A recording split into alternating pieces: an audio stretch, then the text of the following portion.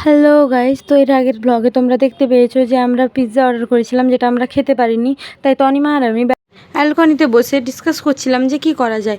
আমাদের তখন মনে পড়লো যে আমাদের কাছে দুটো আম আছে, সেটা দিয়ে কোনো আইসক্রিম তৈরি করা যায় নাকি, ওটা ভাবছি। আর যেই ভাবনা সেই কাজ, আমরা ফ্রিজ থেকে আম আর দুধ নিয়ে পৌঁছে গেছি। তো এখন তনিমা গেছিলো মনে হয় কিছু করতে, কি করতে গেছিলো আমি জানি না। তাও তো আম এখন আমরা ধুয়ে নিব, তারপর আম চলে এসছে। এবারে দেখো তোমাদেরকে প্রসেসটা দেখাই।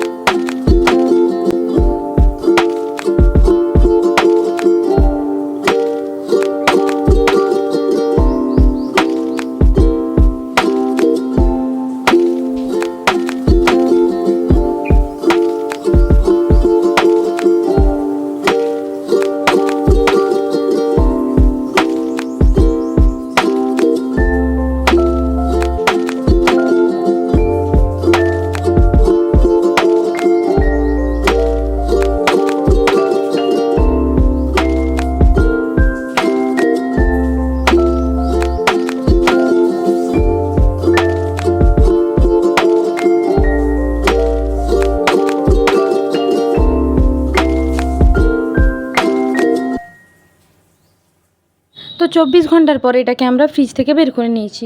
তো এখন আমরা কেটে দেখাবো তোমাদের কেমন হয়েছে। তো দেখো, ভেতর থেকে মালাইটা পুরো জমে গেছে এবং দেখে তো খুব টেস্টি মনে হচ্ছে।